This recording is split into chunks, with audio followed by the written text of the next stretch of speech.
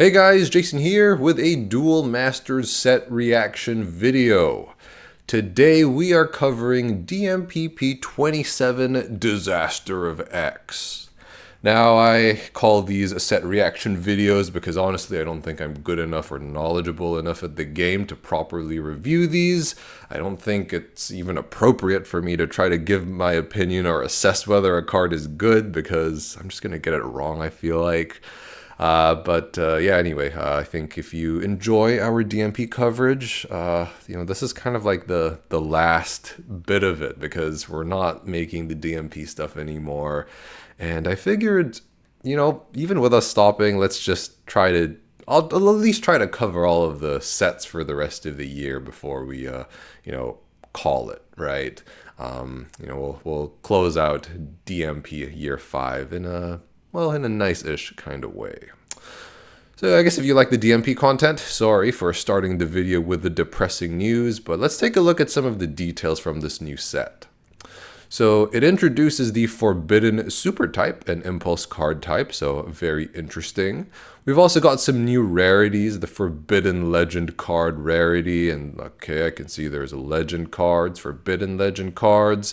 I don't see the Victory rares anymore, but I assume these sort of replace them, so the Denna card economy, the Denna Dust economy is looking pretty tough. And we've also got some secret arts. So Dead Zone S-Rank Zombie and this Delphin dude. So yeah, we'll probably take a look at these at the end of the video if I remember, just so we can see the pretty artwork. The last time I did a set reaction video, I think I skipped over some of the super rares and you guys weren't too happy about that. So I'm going to make sure that I hit the highest rarity card for each civilization. Now, starting things off, we have Miracle Mirad Dante, and alright, Revolutionary, here's a keyword. Revolution 0 trigger whenever a creature attacks you. If you have no shields, you may reveal this creature from your hand. Look at the top card of your deck. If it's a non-evo light creature, I guess we evolve this guy onto that guy. So that's pretty interesting, a new evolution mechanic of sorts.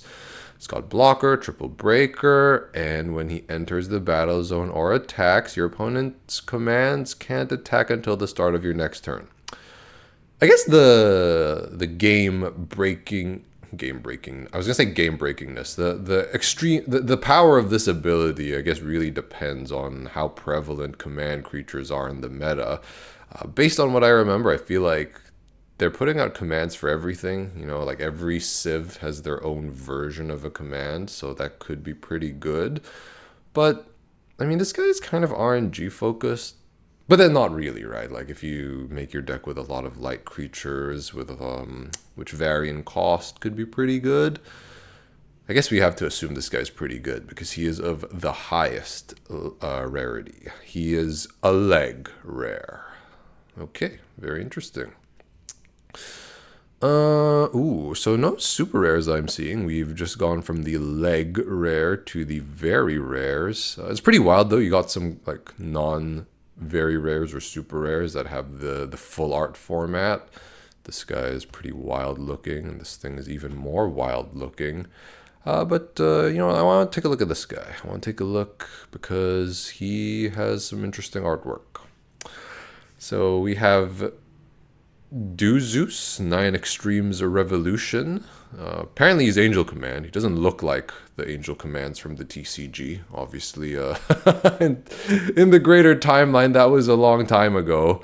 So he's an Invader. Very interesting. Blocker, double breaker. When he enters the battle zone or attacks, shieldify the top card of your deck. I'm getting some Wise Starnoid energy from this guy. And then Revolution 2. If you have 2 shields or less, each of the light creatures that cost 9 that go from your shields to your hand gets shield trigger. That's how I'm interpreting this. So, I mean, it's a pretty strong effect, I guess, but then, like, you have to build your deck with a lot of bricks, right? And then you have to get this guy out. So, I feel like he's not that good. But then, what if you can cheat him out? In which case, he is very good. I don't know. I don't know what to say. I am #washed. And I feel like I can say I'm washed if people will be like, you were never good to begin with. I will, hold that top 100 with Java Jack. I will brag about that till the day that I die. All right. So we've got the scale of offense and defense. This looks pretty interesting. 3 mana shield trigger. Choose one of the following. Tap up to 2 of your opponent's creatures or untap all of your creatures. So this combines 2 not so good not super amazing cards in the TCG. What is it, like Moonlight Flash and Whisking Whirlwind? I think that's what it was. That's what they were. Very interesting. I guess like as a shield trigger, this might be okay. But then, yeah, I don't know. This seems kind of sus. Untapping all of your creatures, this is like, I feel like this is something that's supposed to be done on your opponent's turn when you break into the shield trigger. I guess if you ever play this on your turn, it's just for the Moonlight Flash effect. Huh.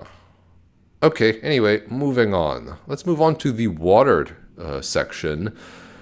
And here's another leg rare.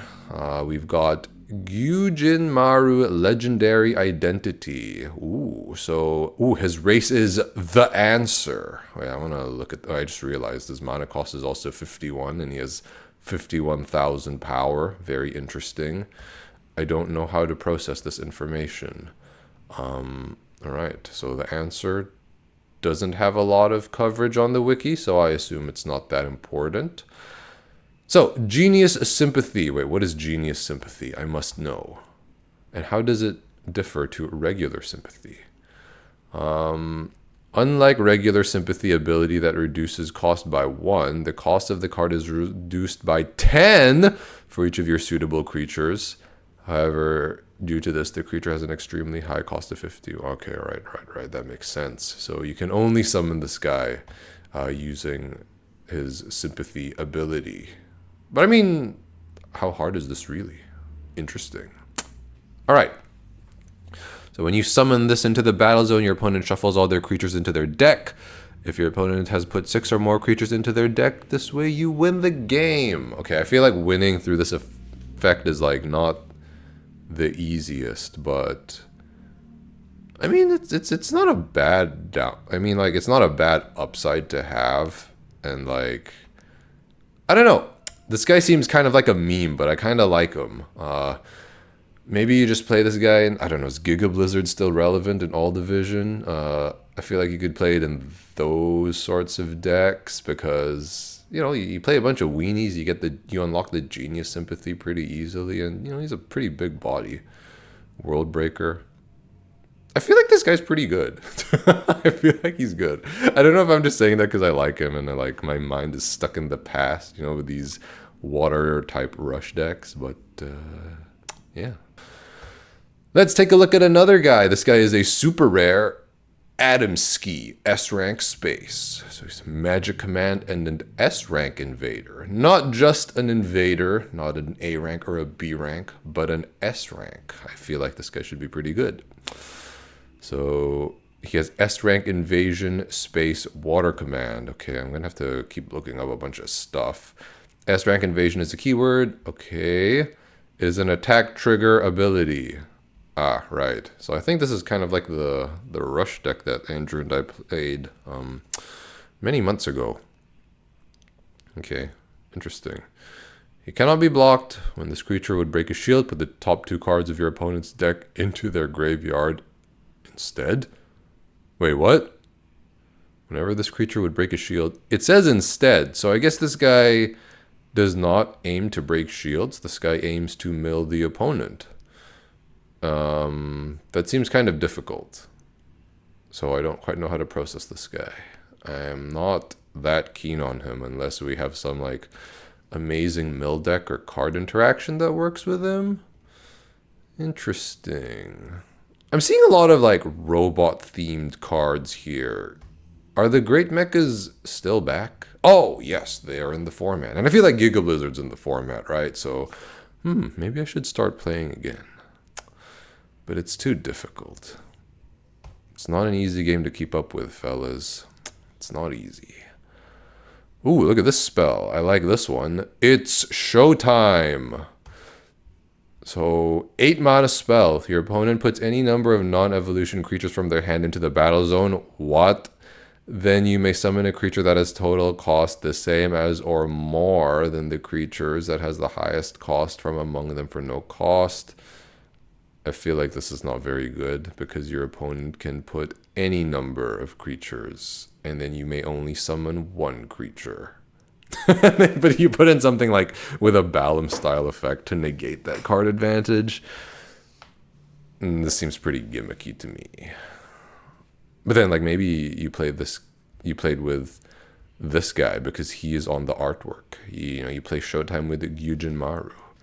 Maybe that is what the developers had in mind, even though I feel like it's not the best. Okay. Anyway, I won't spend too much time on the water section, but you guys know I like the water sif. Energy formation. Ooh, sympathy water creature, draw 2 cards. Wow, so you can play an energy stream for very cheap. I'm liking this. I think mono water is gonna be like a tier 2 deck at least, right? Tier 1, tier 2, mono water. Yes? No? And then this one, Disaster Charger. Look at the top card of your deck. Then you may put that card on the bottom of your deck. Okay, that's not very good. All right. Next card we have is Dead Zone S rank zombie, and I think this is the one with the additional rarity. So I did not forget. Let's take a look at this distinguished gentleman. Hello. Oh, there we go. Okay. So this is the card. Yeah, I'm not really that into the artwork, honestly, but it's cool that this guy has one. Uh-oh. The page has stopped reacting. It's not too happy that I wasn't impressed with the artwork. Wait, let's go back. Okay. So this guy, S-rank invasion, darkness command. So we know invasions like when your guy attacks, right? You can evolve them, I think. When it enters, one of your opponent's creatures gets minus 9,000 power. Okay, so you basically get to kill something. Like in my mind, that's how I'm processing this. It seems okay, but like if the commands are expensive, then you need to attack to summon him. I don't know. I'm not so sure about this guy. But then he has the secret art, so he must be good. I don't know. Next, we've got Deathgate Hell Demon Dragon. I wonder if this guy has a Deathgate style effect. When it enters or attacks, liking that. So you always get that gratification. Put the top card of your deck into your graveyard. If it's a creature, kill one of your opponent's untapped creatures. You may put a non-evolution creature from your graveyard. Woohoo! This guy seems good. I feel like this guy's pretty good. And he's got a really good power mana ratio as well with no downside. Yeah, I actually feel pretty confident in saying this guy is pretty good. Low-key, I'm only just saying that because I recognize the name. Deathgate. What is this? Killed Alive. Revolution Demon Dragon. Okay, that's pretty funny artwork with the one eye over there. A little creepy, a little cute. This guy is 6 mana, 9k, double breaker. When he attacks, each player discards a card from their hand. Okay, and then Revolution 2, whenever you discard a card from your hand, if you have 2 shields or less, put that creature into the battle zone. Ooh, that's very interesting. This guy's very interesting. Way to really fill up the field. And then, you're not on death's door, right? You got shields. Works when you have shields. It's not like Revolution 0. Interesting. All I can say is interesting, because I honestly have no idea how I'm supposed to assess these cards. Wait, what? What are these power mana ratios? 4 mana, 13,000, and then like 1 mana, 24,000. I must learn. Tenzon Sinister Demon Dragon. So triple breaker attacks each turn if able. When it attacks, put the top 13 cards of your deck. So this guy is going into a meme deck. Can you imagine? You just play like Fairy Life on 2 and you play this guy on 3 and then, it's like, answer me. But then you basically only have like 2 turns, right? Yeah, okay, I feel like this guy... Yeah, because like you start off the game with like minus 10 cards already. Yeah, so, 13 times 3 is like 39, so that's not going to work. So you only really have like 2 turns with him. Interesting. But then who is to say you must attack each turn? Oh, wait, no, the card says you must attack each turn if able. Okay. That's a little too complicated, but the card design is extremely funny. Another one. Durandeth, Heaven Slashing Demon Dragon. So this guy's 1 mana, 24,000 World Breaker, enters tapped. If you have less than 13 cards in your graveyards, it doesn't untap. Oh, okay, interesting. And then when he untaps, shuffle your graveyard into your deck, which makes him harder to get live again. I don't know. I feel like this is not the worst. This is honestly not the worst. 13 cards in your graveyard. If you play like a Romanov MRC style engine. And then, I mean, like, even when you get this guy out, right? Like, he's tapped, but then you can just keep milling until he's live. Like, it would be so much worse if it was like, you can only play him if you have like 13 or more cards in your graveyard. Am I crazy? Is this guy like actually kind of decent? I don't know, but I see all the game ending effects and I see 1 mana, I'm like, this guy is the sauce. All right. Moving on, we have Jenny the Suicide Train. So this is a Jenny card, and this means we definitely have to take a look at it. So 6 mana, Hedrian Shield Trigger enters the battle zone. It's Cranium Clamp. Yeah, I mean, like, it's kind of cool, for the TCG fans, I guess. But, I mean, this would be pretty good in the TCG. I don't know about in DMP, though. All right, next. Ooh, so we've got some crazy stuff in the fire section. We've got Forbidden the Sealed X. At the start of the game, put this card... Wait, what? At the start of the game, put this into the battle zone with 6 plays seals on it. Cannot leave the battle zone. Forbidden Liberate. When this impulse has no play seals on it, flip it into this guy. Alright, so that's the next card. But what do play seals do? Is this a mechanic unique to DMP? Okay, so anyway, when this guy gets liberated, your opponent puts a play seal on each of their creatures. When your opponent would choose a creature with a spell that costs 4 or less, they can't choose this one. If this card is in any zone other than the battle zone, you lose the game. Wait, what? And then this guy's only triple breaker. This guy's got 99999 power, and he only breaks 3 shields. I like the other guy better, man. He's like 24,000, and then he can break all the shields. Okay, anyway, let's move on. Rating Supersonic. No, this guy's only a rare. So we don't need to take a look at him. Ooh. Okay, I am very fascinated by these scale cards. So, Scale of Bravery and Love. Shield Trigger. Oh, 2 mana Shield Trigger. Let's go. Discard a card from your hand, then draw 2 cards. Okay, so this is like Emergency Typhoon, but like the reverse order, I think. And then destroy one of your opponent's creatures that has power 2,000 or less. Okay, all right. I see.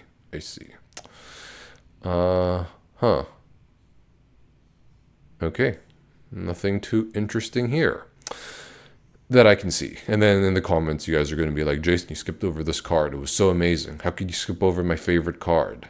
I'm sorry. Maybe low-key I'm doing this for the algorithm. I'm trying to increase the interactions. All right. Paris King, Revolution, Invasion Kind. Man, these names are wild.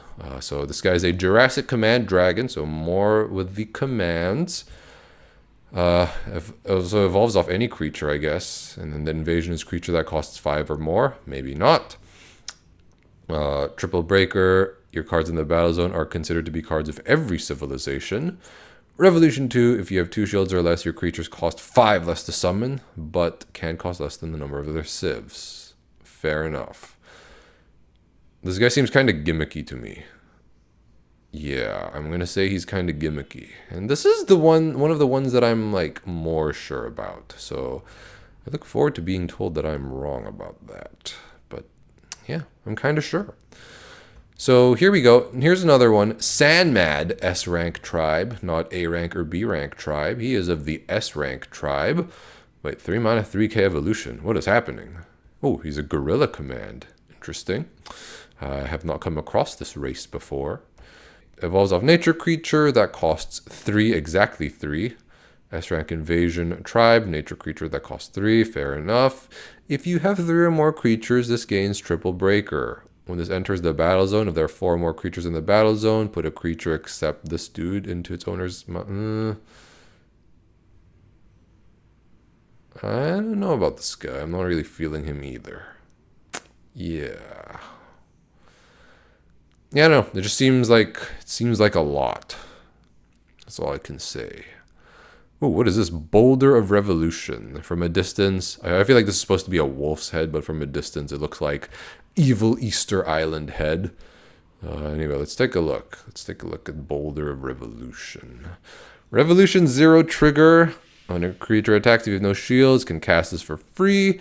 Reveal the top card of your deck. If it's a nature creature, put one of your opponent's creatures into its owner's mana zone. After you cast the shuffle. Okay, no thanks. I like Choice of Destiny more. Alright, so let's take a look at some of these multi-civ cards. Now we've got 2 more super rares, so let's get into that. So we've got first Magad Delphin Dragonic Elemental. Oh wait, I think this is the other one with the secret art. Angel Command Apollonia Dragon. Surely he blocks spells, right? Whenever this attacks, you may cast a spell. Ooh, that has shield trigger from your hand for no cost. Okay, okay. 2,000 for each spell in your graveyard, and he gets Power Breaker. And then, so when he has 12,000 power or more, your opponent can't cast spells. So in order to get the Spell Delphin ability, you need 3 spells in your graveyard. So considering this guy costs 9, yeah, I feel like that should be pretty doable. And then he has blockers, so you can probably cheat him out somehow. I feel like this guy will be pretty good in some of the sweaty Angel Command type decks. And then let's also take a look at the secret art, shall we? All right, so we've got an anime girl on this one, so this is bound to be very popular with the fans. And for the last card we will cover in this video, probably, we've got Red Zone X, Forbidden Lightning Sonic. So 6 mana, 8,000, Evolution, Darkness or Fire, S rank invasion. Okay, when he enters, choose one of your opponent's creatures and your opponent puts a Plays seal onto it. Okay, this is the second time I'm seeing Plays seal, so I feel like I need to really understand this. Okay, then this is just an example. So introduced in set 27, and then when you put a Forbidden Impulse into the battle zone, you put a varying amount of cards listed on the impulse from the top of your deck into the impulse face down. What is happening? This is not the Duel Masters that I know. Even though the Duel Masters that I know is like chronologically 2 decades prior to this. To flip over the impulse to its creature side, you have to put all the seals into your graveyard by putting a command that has the same civilization as the sealed card into the battle zone. Oh, okay, that makes sense. So for the other guy who had like 6 play seals on it, you needed to put like 6 red command creatures into the battle zone. I understand now. I understand how it works now, but not enough to properly to comment on its playability. And then your opponent's creatures are sealed by placing the top card of their deck onto them face down. Right, so I guess not only... So the way this mechanic works is not only do you like unseal your own creatures, but you can also try to seal your opponents. Very interesting. All right. And that is enough Duel Masters plays for me. Yeah, so... Anyway, that brings me to the end of the video. I apologize if my rambling was very incoherent, but if you stuck around till the end, I hope you at least got some entertainment value out of this. I don't think I have anything else to say, so thank you so much for watching, and we'll catch you in the next one.